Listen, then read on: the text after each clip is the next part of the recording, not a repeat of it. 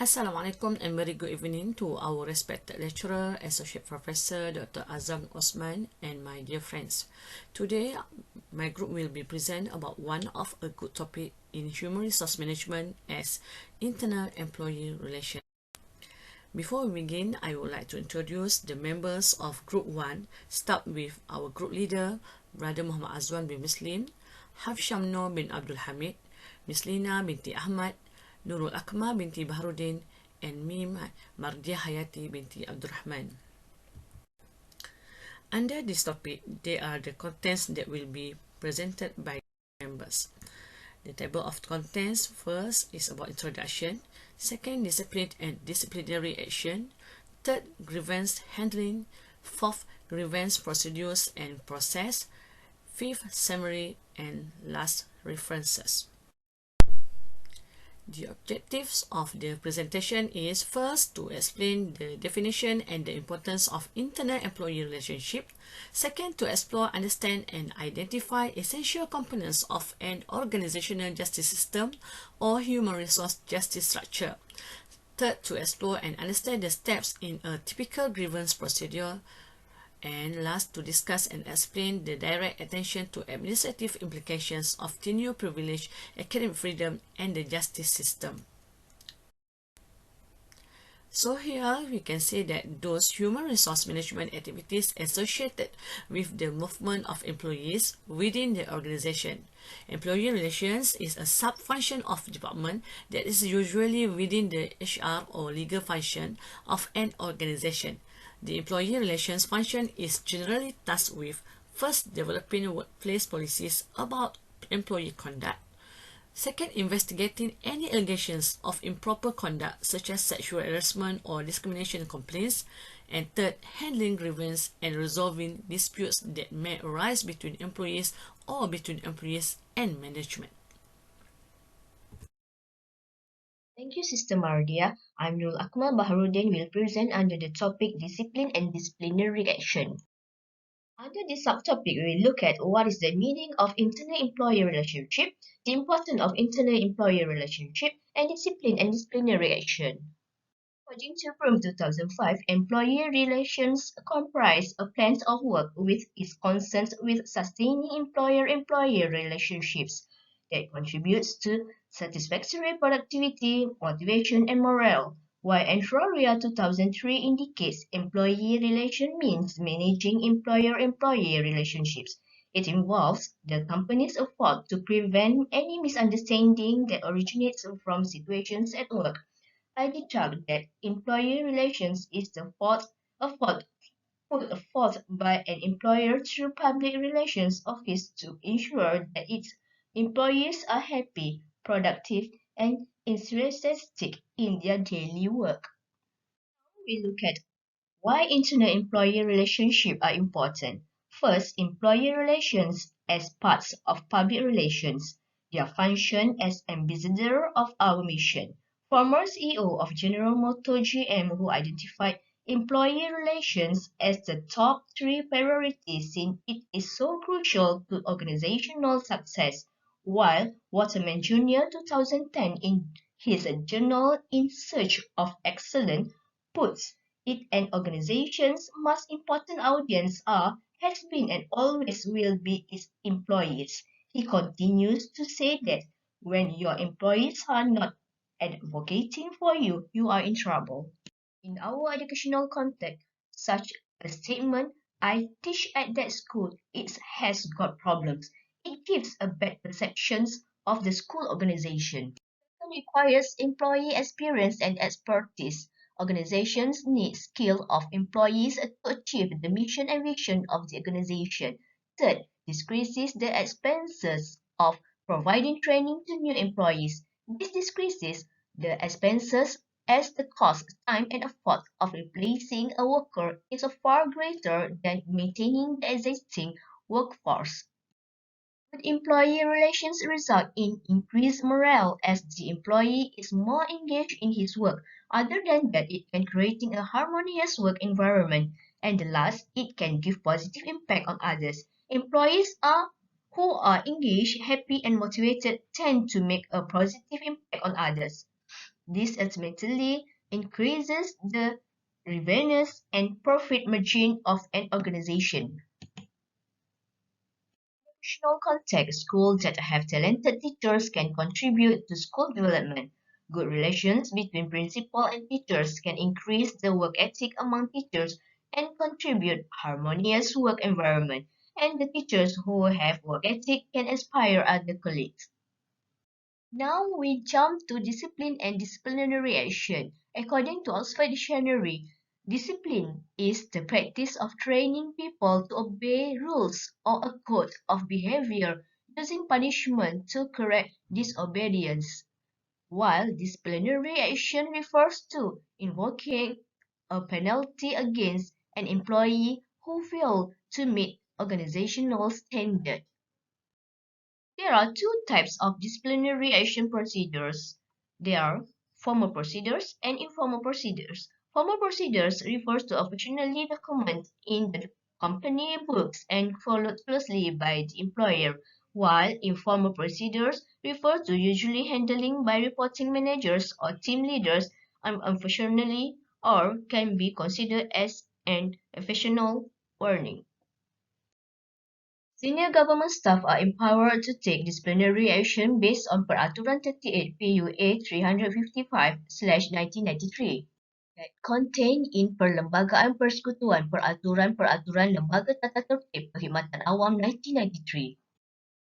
Employee behaviors result in disciplinary action include a threat to the co-workers, asbestos use of bad words at the workplace, thieves, lack of discipline, discrimination, and sexual harassment. According to Megandran Rajagopal and Norliza Wasilan in Berita Harian Online and reviewed by Laman Blog Perkhidmatan Awam 2007, the Ministry of Education has received 200 complaints regarding various misconduct by teachers throughout the country since 2007. Among the offences committed by teachers are not present on duty 37%, sexual harassment 17%, corruption 15%, drug abuse 9.5%, Sharia crime 7%, and serious indebtedness 1%. As a conclusion, internal employee relations role is to ensure that all employees are comfortable and open enough to their working environment. It is good to share a warm relation with fellow workers because they are a backbone to the organization. In the context of educational, teachers as a role model in producing students as intended in the Malaysia Education Blueprint 2013-2025. That's all from me. I pass to Sister Miss Lina to continue. Welcome, sis. Thank you to Sister Akma. Assalamualaikum and very good evening to Associate Professor Dr. Azam and all of my friends. I am Miss Lina binti Ahmad. I would like to continue the presentation under the topic grievance handling. The definition of grievance, employee grievance, factors of grievance, and effect of grievance in organization will be discussed in depth. My first presentation is Introductions of Grievance. So, what is the general meaning of grievance? Regarding to Oxford Dictionary, grievance means something that you think is unfair and that you complain or protest about, a feeling that you have been badly treated. From Cambridge Dictionary, grievance is a complaint or a strong feeling that you have been treated unfairly. Now, we go through to the definition of employee grievance. According to Dale S. Beach defines, a grievance is any dissatisfaction or feeling of injustice in connection with one's employment situation that is brought to the attention of management. According to Michael Jusius, grievance is any discontent or dissatisfaction, whether expressed or not, whether valid or not, arising out of anything connected with the company which an employee thinks, believes, or even feels to be unfair, unjust, or inequitable. In short, grievance is a state of dissatisfaction, expressed or unexpressed, written or unwritten, justified or unjustified, having connection with employment situation. What is the factors of grievance? There are various factors that leave an employee unhappy and dissatisfied at the workplace. They become a cause of concern and result in a demotivated staff. Below are some of the causes of grievance. Number one is inadequate wages and bonus. When the workers are not paid an adequate amount of wages for their hard work, or if equal wages are not paid for the same work, the grievance may arise. Number two, unachievable and irrational targets and standards. Sometimes, targets set by the managers are so impractical that they cannot be achieved easily. Workers eventually get under tremendous stress and pressure in the effort of chasing the targets, which leads to grievance among the employees. Number three, bad working conditions and environment. Working condition is a very important factor that impact the satisfaction level of an employee. Bad working condition, unavailability of tools and proper machinery lead to grievance amongst the employees. Number four, inadequate health and safety services. An unhygienic environment, poor safety condition demotivates an employee to come to the workplace. Number five is strained relationship amongst the employees. The absence of healthy relationship amongst the employees leads to an environment which is conducive to unhappiness, dissatisfaction, and grievance. Number six is layoff and retrenchment. At the time of economic breakdown, every company tried to reduce the strength of the employees so that they can cut down to the overall cost. In such cases, the retrenched employees feel cheated, and it also instills fear in the minds of the employees who are retained. And number seven, lack of career planning and employee development plan. Lack of planning and showing no interest in the development of an employee makes them dissatisfied and stagnant in life. The next discussion is the effect of grievance. A dissatisfied and unhappy employee will not be able to perform to the best of his ability. It leads to a drop in productivity and efficiency of the employee and the organization as a whole. Below are some of the effects of employee grievance. The first one is effect on the production. There are low quality of production, low productivity, increase in the wastage of material, spoilage or leakage of machinery, and increase in the cost of production per unit. Number two is effect on the employees. There are increase in the rate of absenteeism and turnover, reduction in the level of commitment, sincerity, and punctuality, increase in the incidence of accidents, reduction in the level of employee morale. And the number three is effect on the managers. There are strained superior-subordinate relations, increase in the degree of supervision and control, increase in indisciplined cases, and increase in unrest, and thereby machinery to maintain industrial peace. I am Muhammad Azwan bin Muslim. I will continue Ms. Lina's presentation about grievance handling.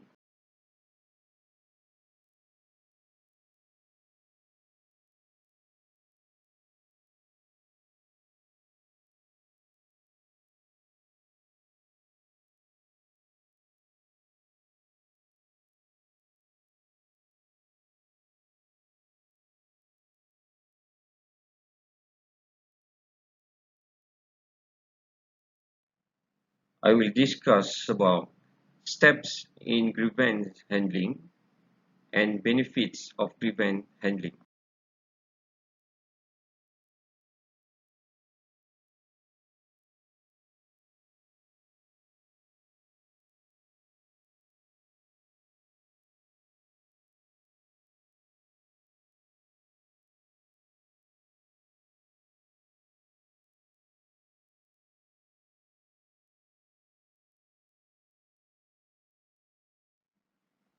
Steps in grievance handling procedures.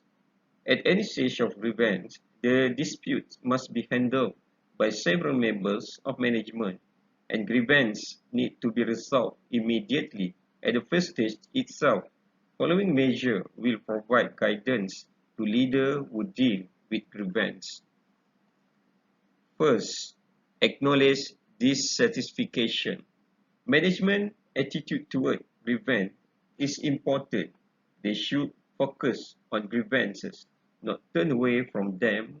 Neglect of grievances will exacerbate the problem. Second, define the problem. The problem should be correctly defined. Management needs to be an effective listener to avoid misunderstanding the problem. Third, get the fact.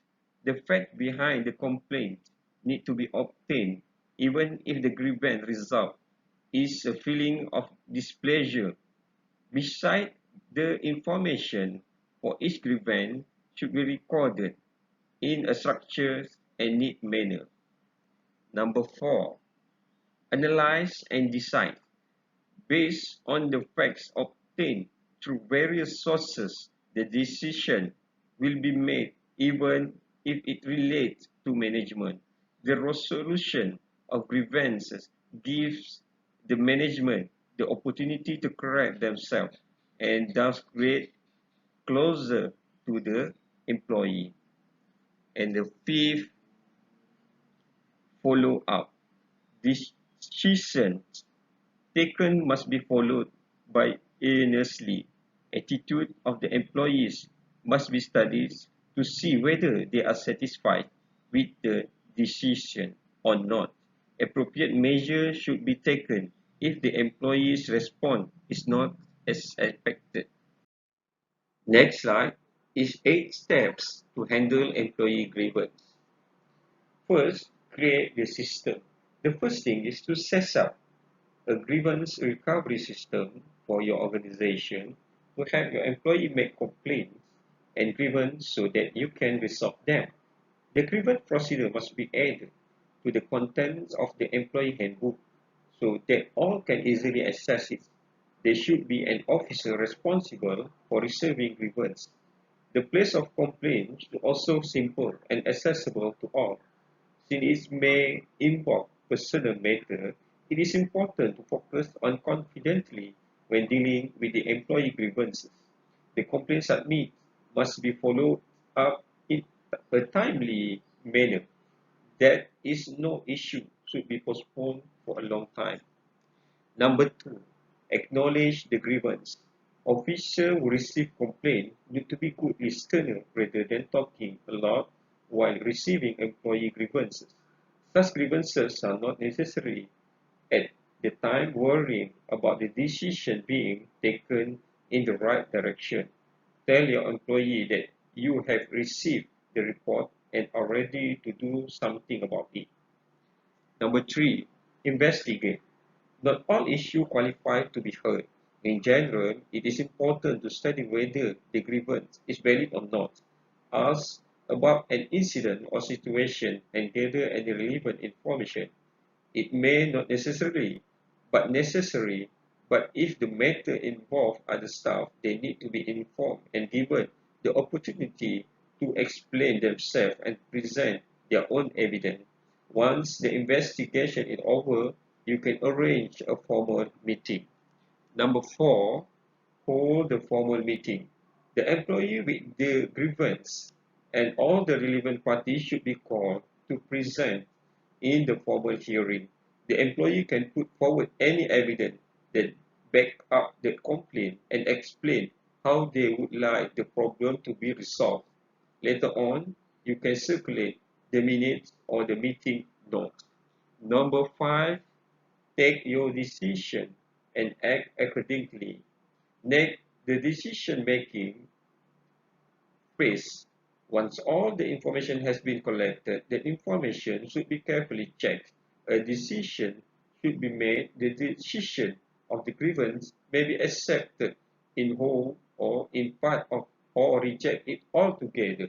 A decision in writing on what action you will take should be made to the employee.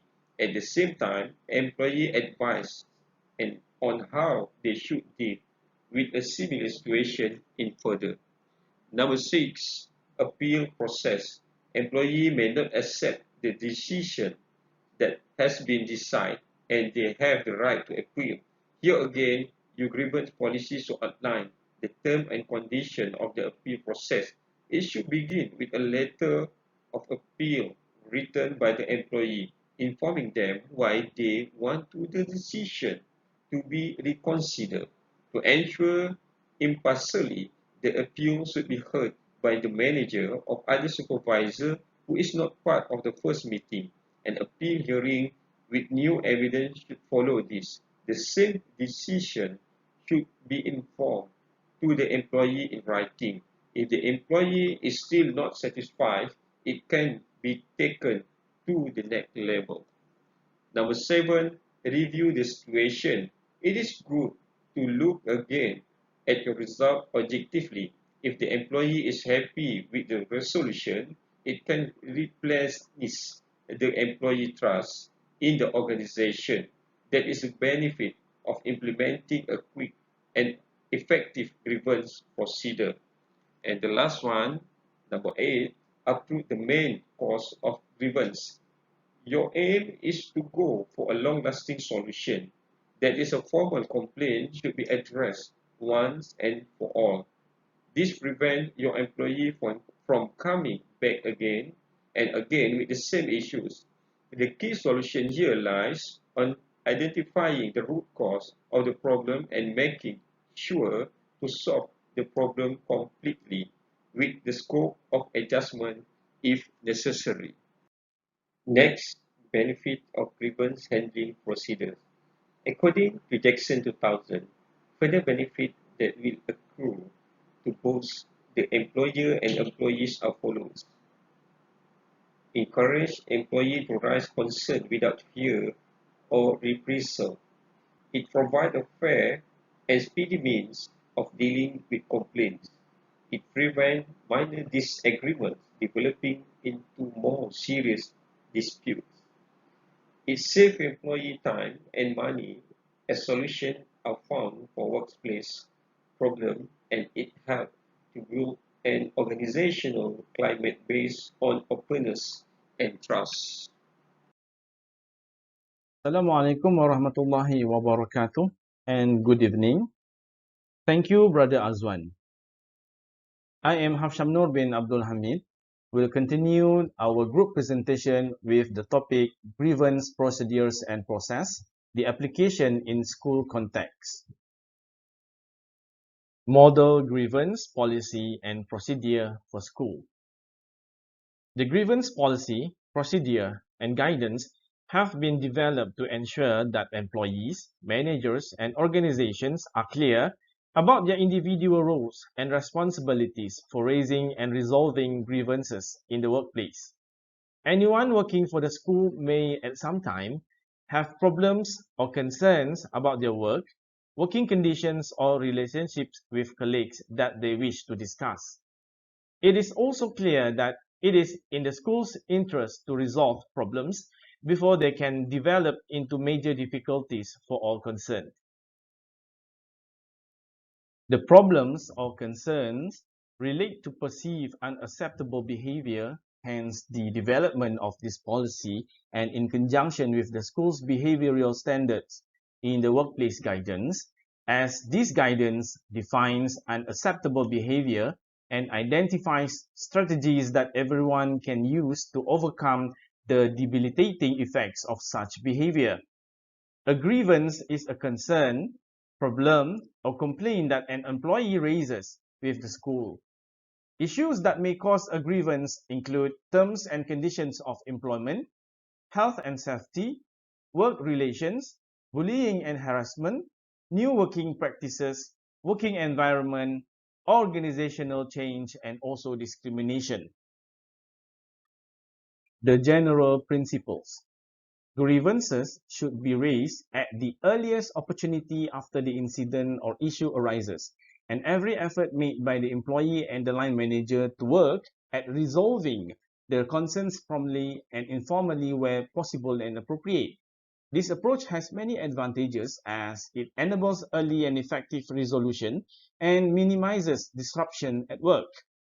The aim is to resolve concerns and improve working relationships at the earliest opportunity. Employees raising a grievance should be able to do so without fear of victimization as a result of the grievance or any subsequent investigation or management action. All grievances shall be dealt with in a non-discriminatory and consistent way. All parties are expected to take concerns seriously, recognize their own contribution to the situation, and work towards a positive and constructive resolution. Concerns will be considered impartially and fairly, and resolved by implementing appropriate remedial action promptly. Where a grievance cannot be resolved at the informal stage, an employee can progress his concerns to the formal stage. As the school's administration tend to settle the issues arise informally, but they are also recognize the formal stage as what we have discussed earlier. As in Malaysia's school context, the formal stage grievances are to be forwarded using the centralized system called SISPA, Sistem Pengurusan Pengaduan Awam, under the BPA, Biro Pengaduan Awam, supervised by the Prime Minister Office, the PMO. All the raised issues that are not informally resolved will be brought to the attention of higher educational authorities accordingly with the single public complaint system. It is an integrated system with its SOP and guidelines used by a greater number of government ministries and agencies that caters various levels of complaint, mainly the complex complaint from public and internal complaints from the employees. I think that's all from me. Thank you. Thank you, my dear friends, for clearly and briefly explanation. As a summary, the word internal relation means the state of employee self-control and orderly conduct. Disciplinary action means punishment for failing to meet the establishment standards. As an human resource professional, it must be a daily business for you to deal with employee grievance. The grievance may be genuine or sometimes illusory to the employees.